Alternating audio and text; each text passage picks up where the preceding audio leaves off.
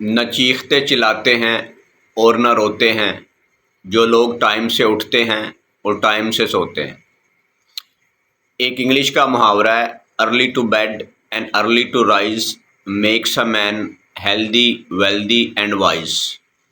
कि रात को जल्दी सोना और सुबह जल्दी उठना इंसान को ना सिर्फ रिज़्क अता करता है बल्कि वो सेहतमंद भी रहता है और वो उसका दिमाग फ्रेश रहता है और उसका दिमाग अच्छी तरह काम करता है।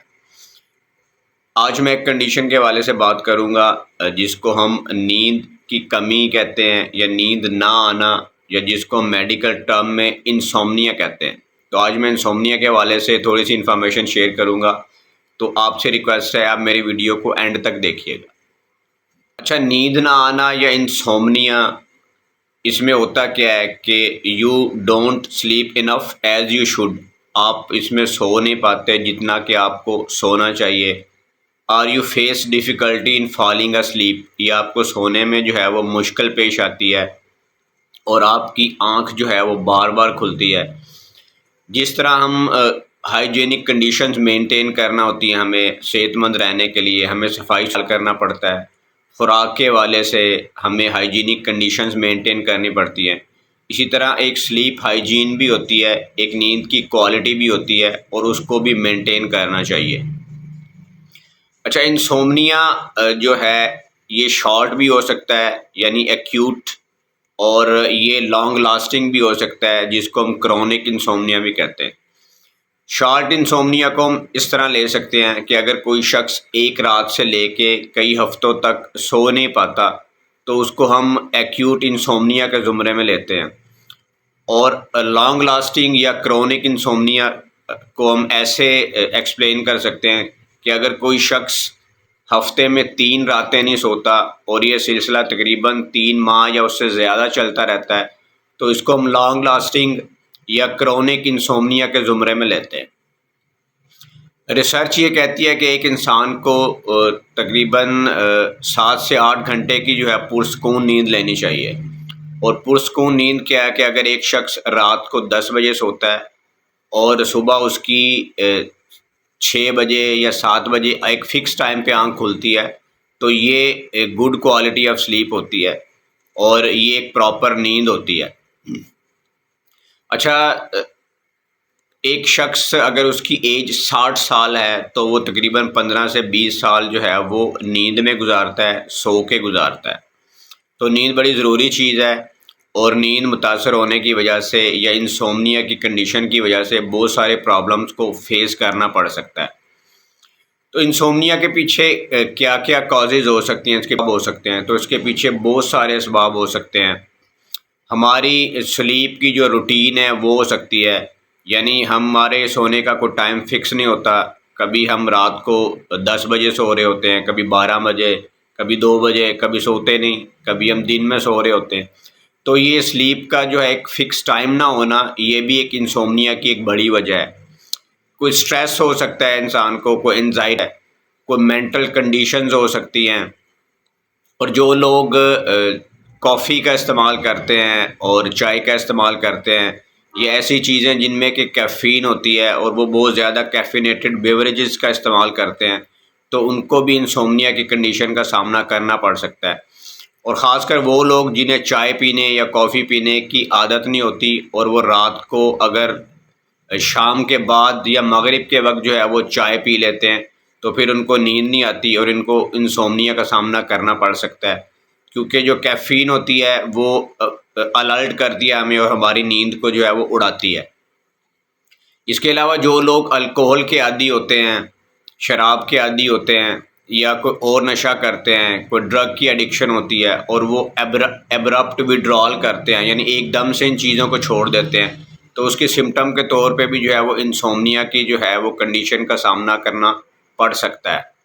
और इसके अलावा बहुत सारी मेडिकल कंडीशंस हो सकती हैं, बहुत सारी डिजीज़ हो सकती हैं, जैसे पार्किंसनिज़म है, जैसे हाइपरथायराइडिज़म है और रेस्टलेस लेग सिंड्रोम है। और एक कंडीशन होती है जिसको हम जेट लैग कहते हैं। जेट लैग में जो है हमारा एक सर्केडियन रिदम होता है और सर्केडियन रिदम जो है हमारी फ़िज़िकल मेंटल और इमोशनल चेंजेस जो हम 24 घंटे के दौरान फेस करते हैं, वो हमारा एक सर्केडियन रिदम होता है, और जेट लैग में ये सर्केडियन रिदम जो है वो डिस्टर्ब हो जाता है। और इसके अलावा और भी बहुत सारे फैक्टर्स जेट लैग के हवाले से डिपेंड करते हैं, जैसे स्ट्रेस है, जैसे हमारी रूटीन है, और इस तरह की और बहुत सारी चीज़ें। अच्छा, इसके अलावा कुछ जेनेटिक फैक्टर्स भी हो सकते हैं, कुछ विरासती असरात भी हो सकते हैं, और बाज़ लोगों की नेचुरली जो है वो स्लीप कम होती है, और एज रिलेटेड इंसोम्निया भी होता है, क्योंकि हम बचपन में जो है एक बच्चा वो ज़्यादा ड्यूरेशन के लिए सोता है, और जब हम जवानी की स्टेज में दाखिल होते हैं तो हमारी नींद में कमी आ जाती है, और जो हम बुढ़ापे में जाते हैं तो हमारी नींद का ड्यूरेशन जो है वो और बहुत ज़्यादा कम हो जाता है। तो ये एज रिलेटेड भी होता है। और कुछ लोग ऐसे होते हैं जैसे आर्मी पर्सनल हैं, जैसे फ़ौजी हैं, तो ये लर्नड लाइट स्लीपर्स होते हैं। इनकी ट्रेनिंग ऐसे की जाती है, और ये लोग कम सोते हैं क्योंकि इन्होंने अलर्ट रहना होता है। तो ऐसे लोग जो है ये लर्नड लाइट स्लीपर्स होते हैं, और इनको ऐसी ही ट्रेनिंग की जाती है।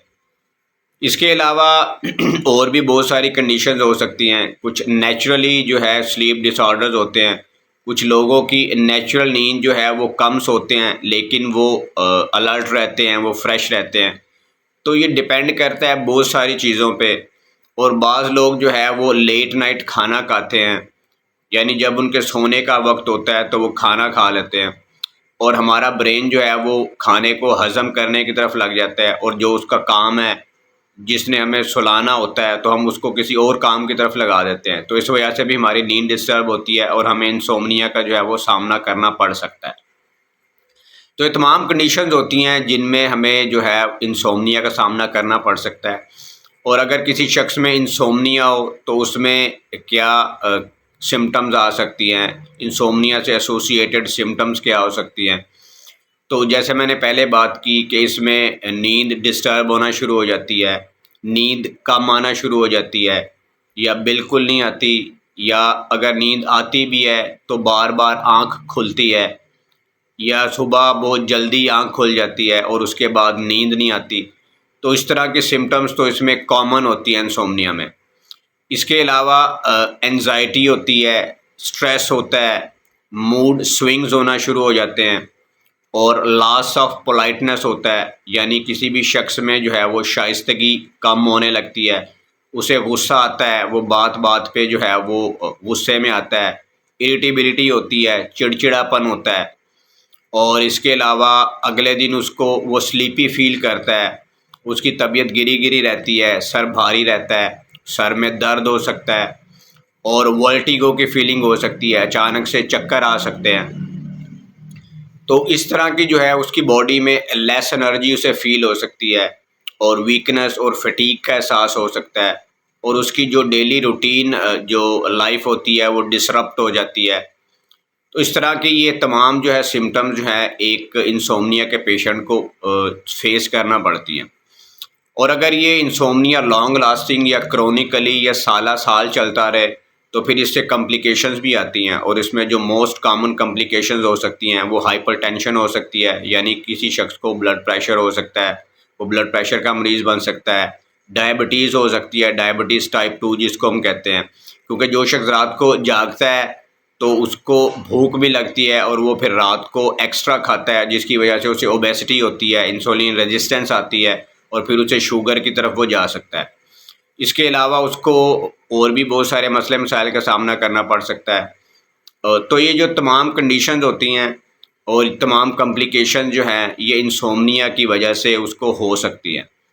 तो सबसे पहले तो हमें इसकी रूट काज का पता चलाना चाहिए, अपनी रूटीन को ठीक करना चाहिए, अपने खाने पीने की रूटीन को ठीक करना चाहिए।